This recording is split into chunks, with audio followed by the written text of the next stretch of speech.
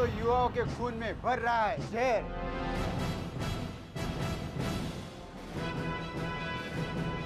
कौन है जो देश की अर्थव्यवस्था को कर रहा है खोखला?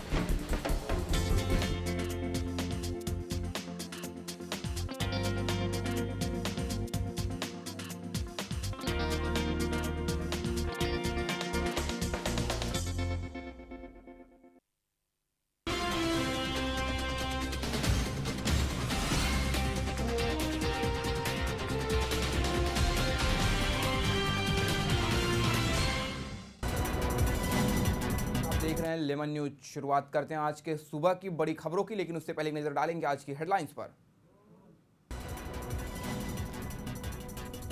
दिल्ली में आम आदमी पार्टी की किसान रैली में किसान ने की आत्महत्या। आम आदमी पार्टी के नेता और दिल्ली पुलिस देखती रही तमाशा।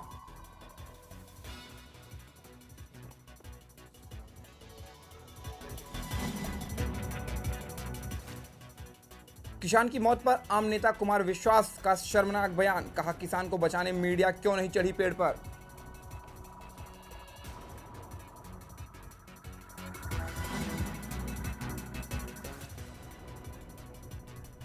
किसान की आत्महत्या पर गृहमंत्री राजनाथ सिंह ने दिए जांच के आदेश। राजनाथ सिंह ने Delhi police commissioner BS Bassi से बात कर दिए जांच के आदेश।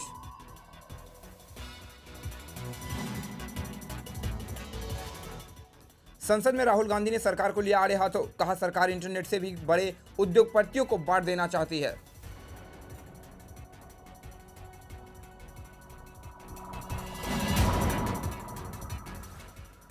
और ओवैसी बंधुओं पर भड़की शिवसेना। उद्धव ठाकरे ने कहा, इसके भेजे में घुसा है पाकिस्तानी झंडे का हरा रंग। सामना के जरिए शिवसेना ने एमआईएम पर साधा निशाना।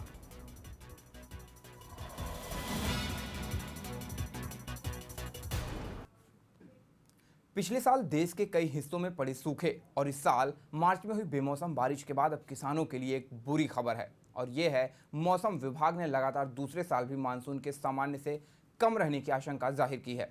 बारिश कम होने से कृषि बहुल उत्तर पश्चिमी राज्यों को मध्य भारत पर सर्वाधिक प्रभाव पड़ने की आशंका है। विज्ञान एवं प्रौद्योगिकी और अर्थ साइंस मंत्री डॉक्टर हर्षवर्धन ने जून सितंबर के 4 महीनों के दौरान होने वाली मानसूनी बारिश के लिए बुधवार को पूर्वानुमान जारी किया। इसके वजह से 4 महीनों में सामान्य से 93% बारिश कम होने की संभावना बताई जा रही है।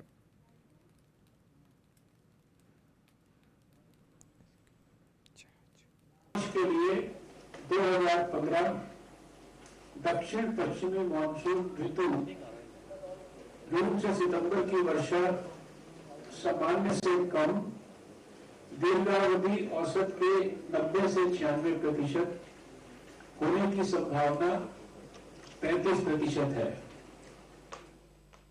डेफिशिएंट वर्षा की संभावना 33% और सामान्य वर्षा होने की संभावना 28% है। अंत में सामान्य से अधिक वर्षा होने की संभावना बहुत कम है। अलार्म या पैनिक की मेरा ख्याल से बात इसमें नहीं हमें करने की प्रयास करना चाहिए, लेकिन इसको मद्देनजर रखते हुए हमारे सरकार के लेवल पर सभी संबंधित विभागों को, सभी स्टेट गवर्नमेंट्स को हम लोग अलर्ट करेंगे। अपने जो कैबिनेट सेक्रेटरी है, पीएम ऑफिस है, अपने कैबिनेट है, संबंधित एग्रीकल्चर और दूसरे विभाग हैं, स्टेट गवर्नमेंट्स हैं, सभी को इसके बारे में सूचित करेंगे। जो हमारे लॉन्ग रेंज मॉडल है, इसमें 5 जो मेजर इंडिकेटर्स हैं, जिसमें कि अटलांटिक और पैसिफिक के टेम्परेचर ग्रेडियंट का, पैसिफिक का warm water volume, Eurasian temperature, Asian conditions और इंडियन ओशन के तापमान की अवस्थाओं, इन सब का एक सम्मिलित रूप से मॉडल है। ये स्टैटिस्टिकल मॉडल है, लेकिन साथ ही साथ हम जो मॉनसून मिशन के तहत जो कपल मॉडल पर काम कर रहे हैं, वो भी लगभग इसी प्रकार। मुंबई शहर और उपनगर में आजकल गर्मी का पारा बढ़ने के कारण लोग छुट्टियों का ठीक से आनंद नहीं उठा पा रहे। गर्मी से परेशान मुंबई के लोग समुद्र के पानी में डुबकी लगाकर कुछ हद तक राहत महसूस करने की कोशिश में नजर आ रहे। गर्मी के मौसम के लोग आइसक्रीम और काला खट्टा गोला भी जुहू चौपाटी पर खूब खा रहे हैं। हमारे संवाददाता ने मुंबई के जुहू चौपाटी का जायजा लिया। इस दौरान चौपाटी का कैसा नज़ारा रहा, वहाँ मौजूद लोगों और दुकानदारों का क्या कहना है, आइए सुनाते हैं। में ज़्यादा पब्लिक ये गोला चलता है यहाँ पे, और खाने में पाव भाजी, बेलपूड़ी, पाव भाजी और काला खट्टा शरबत, ऑरेंज शरबत वगैरह, ये शरबत, जूस समय जूस में तो यहाँ जूस चौपाटी तो काला खट्टा स्पेशल है, और मौसमी जूस चलता है, संतरे का चलता है। हम लोग काला खट्टा बेचने जाते, काला खट्टा फेमस है मुंबई का, सबसे ज़्यादा फेमस। मैं चेंबूर में रहता हूँ, लोखंडे मार्ग में। इतनी गर्मी एक हफ्ते से कि घर में गर्म के हमारा हाल बहुत बेकार होता है कि ऐसा कि बच्चे लोग को फोड़ी भी सब आती है, बच्चों को गर्मी होते है, मेरा दोस्त है गर्मी होती है, तो हम लोग जो चौपाटी में ठंडे में आते हैं, ये गोला वो भी खा के कुछ फायदा नहीं, ये जो चौपाटी में आते हैं हम लोग मजे लेते हैं, जरा हमारे घाबोले भी सब हटती है इधर ही, नहीं तो गर्मी में बहुत हाल ख़राब होता है। जू चौपाटी बहुत अच्छा है माशाल्लाह, बहुत अच्छा लग रहा है और बहुत मज़ा कर रहे हैं गर्मी में, मतलब बहुत ही it's a nice place. Family के साथ आते हैं तो थोड़ा अच्छा लगता है, वाइफ और हस्बैंड सब बच्चे हैं, भाई बहन हैं, तो मतलब पानी के अंदर जाते हैं तो और ज़्यादा अच्छा लगता है, क्योंकि ठंडी ठंडी हवा भी चलती है तो उसमें भी बड़ा मज़ा आता है यहाँ पर, खुला मौसम है तो सब लोग आते हैं घूमने, मतलब वैकेशन हो जाता है अच्छा सा, तो इसलिए मतलब जो है ना सबको आना चाहिए यहाँ पे जू के लिए, काफ़ी अच्छा है। और थोड़ा और शाम होगी तो और ज़्यादा ठंडी हवा चलनी शुरू होगी यहाँ पे, तो और ज़्यादा मज़ा आएगा उसमें जो है ना। आज हम खड़े हैं मुंबई के जुहू चौपाटी पे। छुट्टी का मौसम है, लोग गर्मियों में घूमने फिरने के लिए निकलते हैं, लेकिन पारा जिस तरह से बढ़ रहा है लोग काफ़ी परेशान हैं। गर्मी से निजात पाने के लिए समुंदर में डुबकी लगा रहे हैं, कलिंगर खा रहे हैं, आइसक्रीम का सहारा ले रहे हैं, लेकिन पारा है कि चढ़ता ही जा रहा है। देखिए किस तरह से लोग डुबकी लगा के समुंदर में गर्मी से बचने की राहत करने की कोशिश कर रहे हैं, लेकिन इस तरह से जो गर्मी बढ़ रही है वाकई मुंबई वासियों के लिए एक चिंता का विषय बनती जा रही है। कैमरामैन आनंद वर्मा के साथ जटाशंकर सिंह, लेमन न्यूज़। महाराष्ट्र की नवी मुंबई और औरंगाबाद में बुधवार को महानगर पालिका के लिए मतदान हुए। दोनों शहरों में मतदान के लिए प्रशासन ने कड़े बंदोबस्त किए थे। बावजूद उसके औरंगाबाद में एमआईएम और कांग्रेस कार्यकर्ताओं में झड़प देखने को मिली, जिसमें 3 व्यक्ति घायल भी हुए। वहीं नवी मुंबई में शांतिपूर्वक मतदान हुआ। आपको बता दें कि औरंगाबाद में कुल 64% मतदान हुए, तो वहीं नवी मुंबई में सिर्फ 49% लोगों ने वोट दिए। पूरे मतदान के दौरान दोनों शहरों में गर्मी का असर देखा गया। नवी मुंबई महानगर पालिका के लिए 111 वार्ड में 564 उम्मीदवार चुनाव लड़ रहे थे। वहीं औरंगाबाद महानगर पालिका के लिए 113 वार्डों में 907 उम्मीदवारों ने अपना भाग्य आजमाया है। नवी मुंबई में शिवसेना बीजेपी को एनसीपी से कड़ी टक्कर मिल रही है। नवी मुंबई में महानगर पालिका चुनाव में गणेश नाइक अपनी साख बचा पाते हैं कि नहीं, ये देखने वाली बात होगी।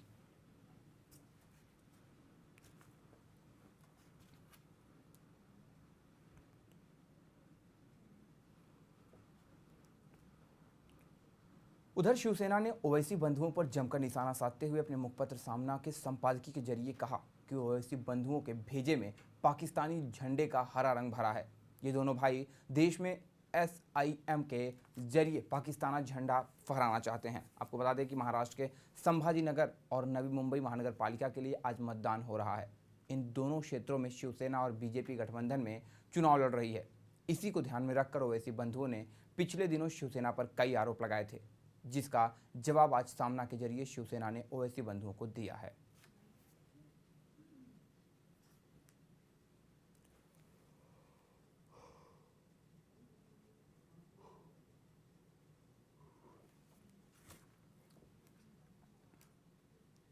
दिल्ली में आम आदमी पार्टी की किसान रैली के दौरान राजस्थान के किसान द्वारा आत्महत्या करने से तूफान खड़ा हो गया।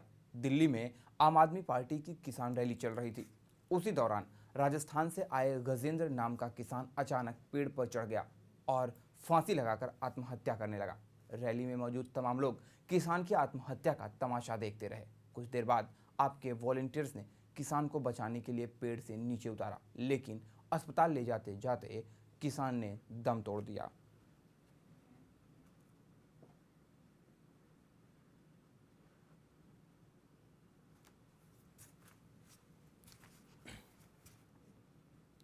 वहीं उधर किसान पेड़ पर चढ़कर आत्महत्या कर रहा था। इस दौरान सियासत चमकाने के लिए आम आदमी पार्टी के बड़े नेता भाषण देने में मशगूल थे।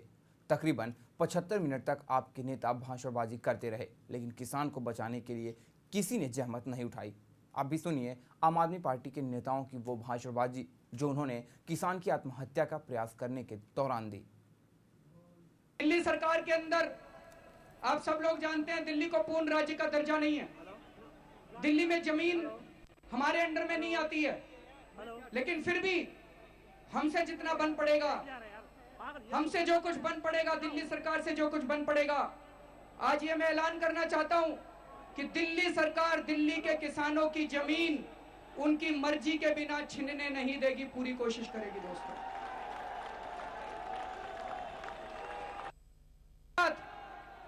ये लोग कह रहे हैं कि किसान जमीन बेचना चाहता है, उसे जमीन क्यों नहीं बेचने दी जा रही?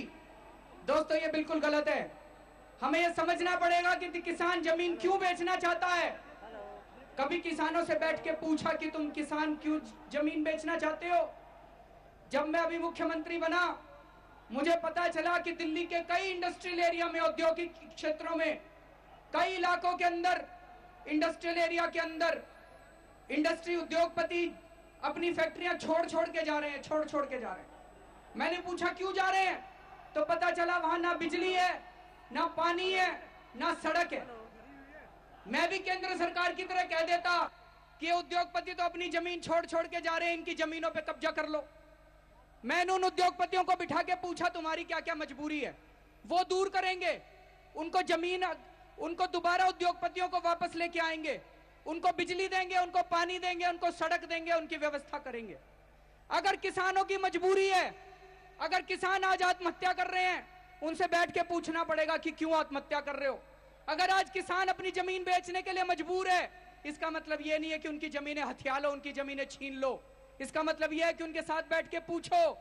कोई किसान को कोई शौक नहीं है कि अपने गांव में जमीन बेच के दिल्ली के अंदर आके रिक्शा वाले का काम करने का, किसी को शौक नहीं है।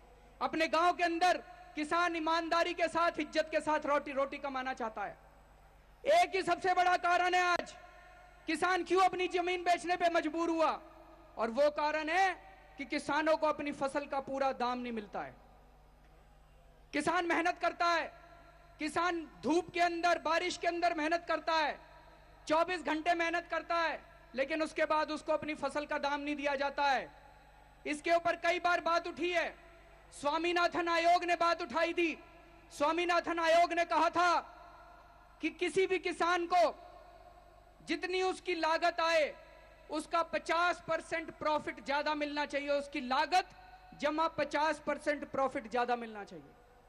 आज मैं चैलेंज करता हूं, केंद्र सरकार इसको लागू कर दे, इस एक रिकमेंडेशन को, स्वामीनाथन रिपोर्ट की इस रिकमेंडेशन को लागू कर दे, देश के अंदर किसान आत्महत्या बंद कर देंगे। अगर दिल्ली के अंदर हम उनको 50% मुनाफा दे सकते हैं किसानों को, तो पूरे देश के अंदर दिल्ली सरकार पहली सरकार होगी ये फायदा देने वाली।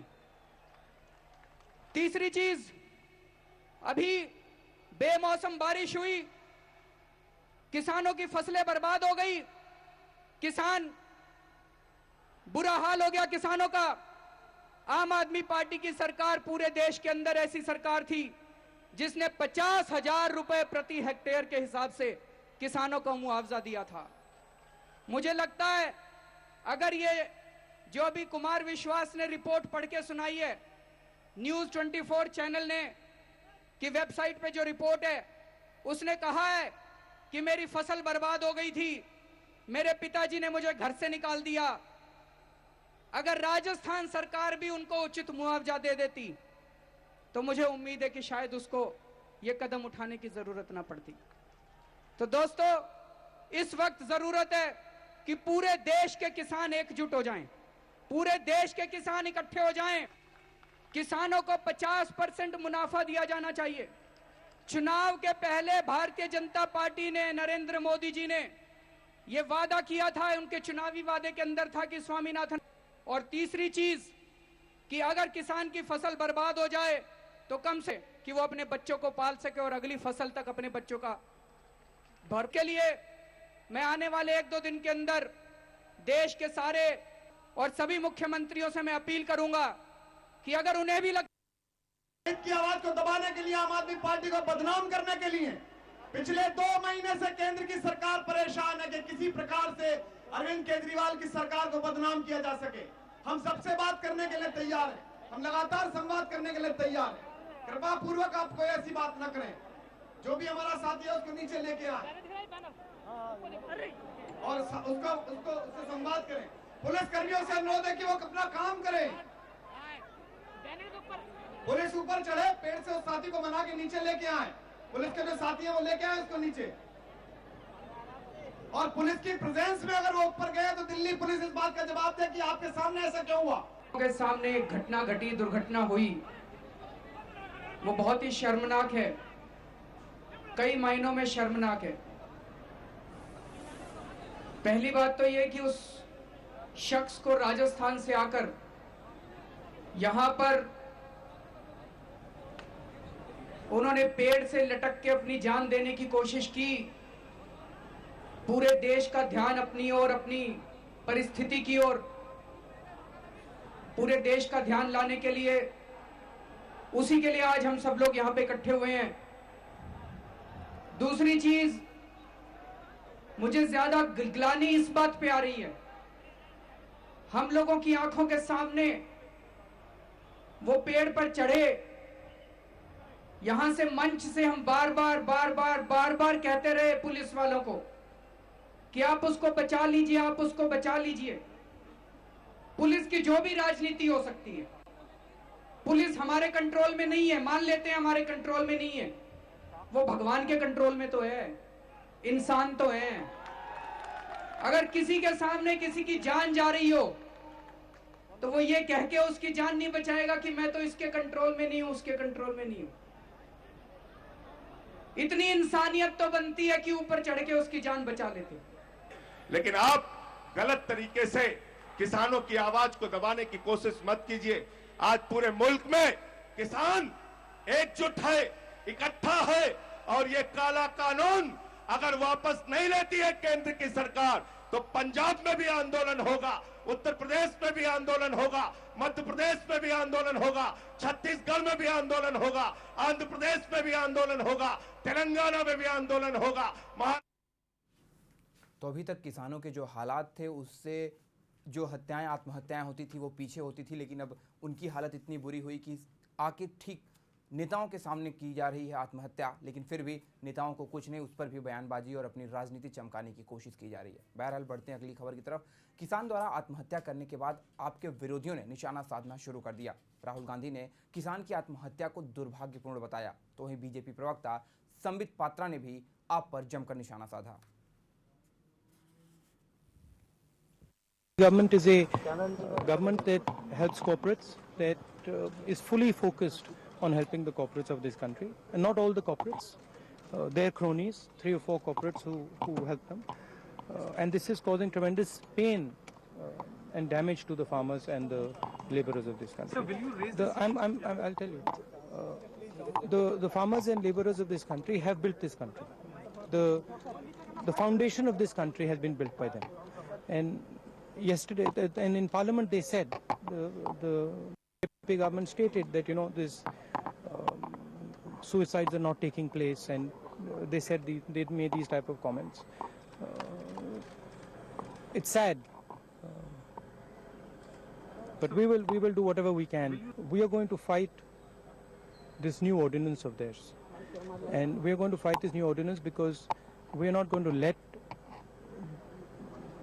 the BJP government just take the land of our poor farmers. Thank you. आज बड़े दुख के साथ हम कह सकते हैं और कहना पड़ रहा है कि उसी जंतर मंतर पे आज मानवता की हत्या हुई है। आज मानवता मौत के घाट उतारी गई है।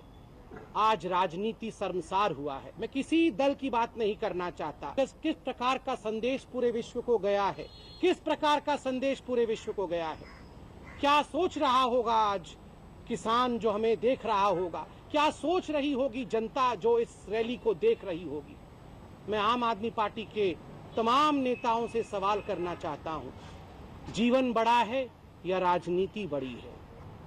मैं एक डॉक्टर हूं, मैं जानता हूं कैसे तड़प के वो व्यक्ति मरा होगा उस पेड़ के ऊपर, और हम सब देखते रहे, आप सब देखते रहे, और उसके बाद भी आपको भाषण करने की इच्छा रही।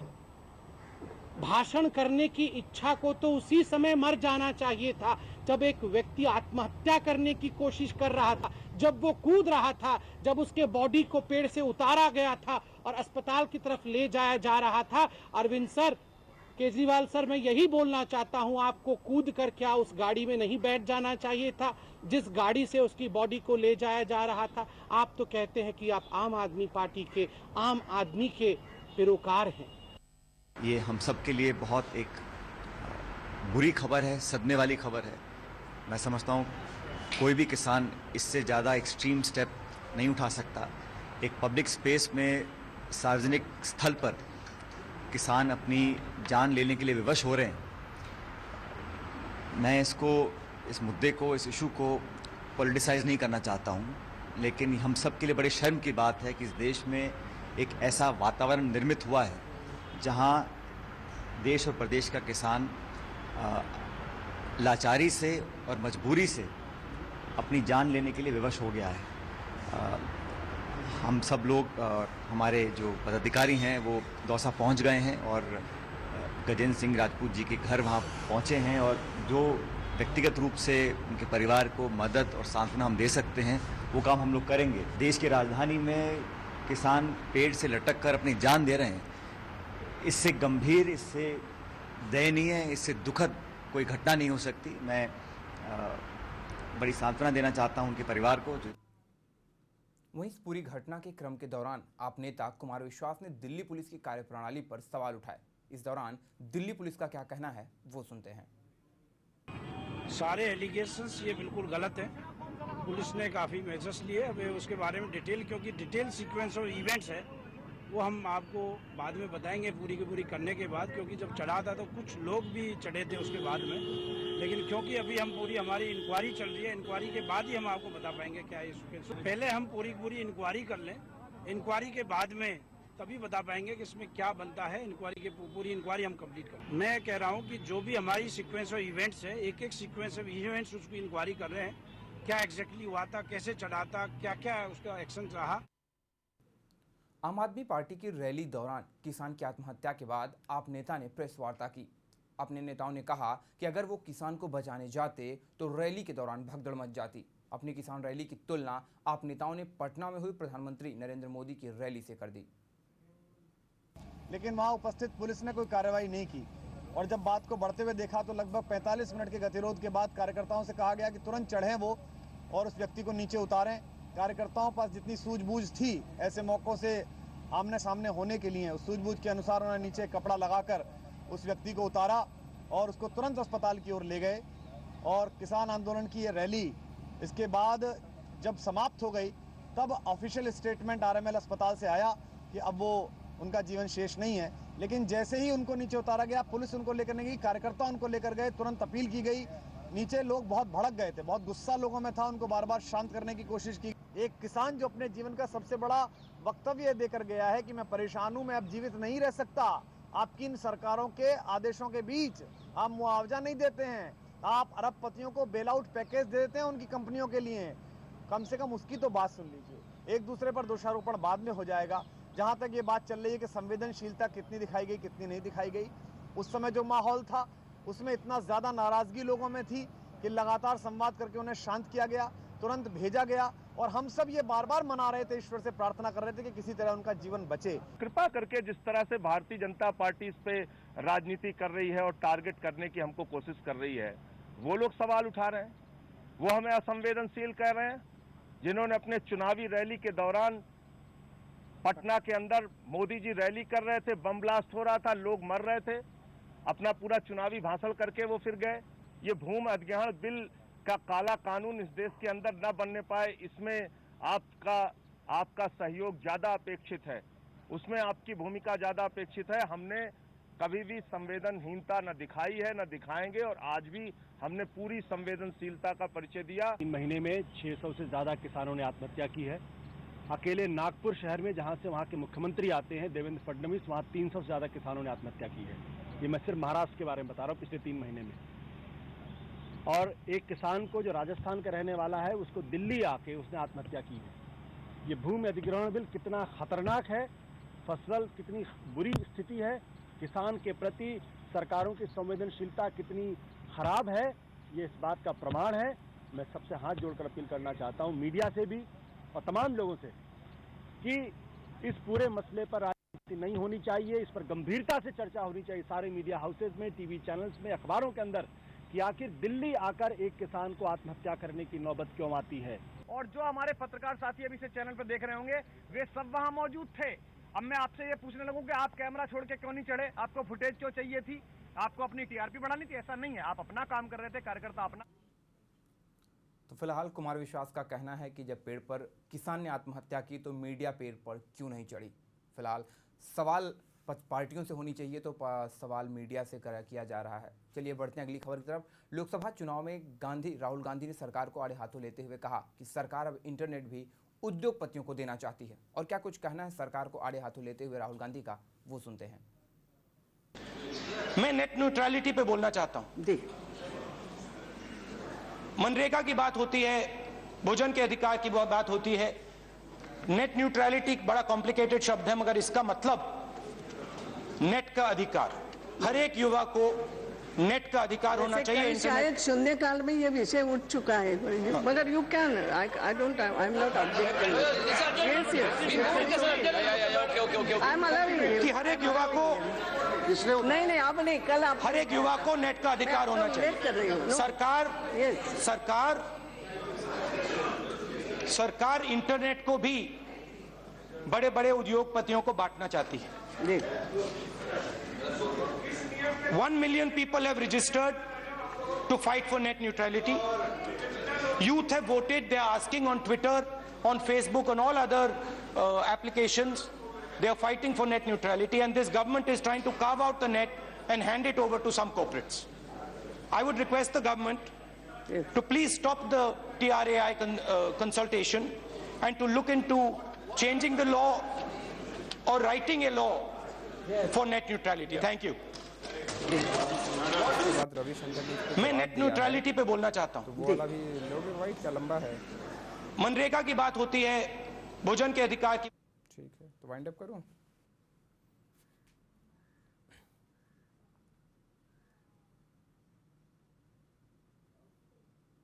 फिलहाल सभी राजनीतिक पार्टियां अपने अपने तरीके से अपना उल्लू सीधा करने में लगी हुई हैं। हमारी इस बुलेटिन में बस इतना ही। आप देखते रहिए लेमन न्यूज़। नमस्कार।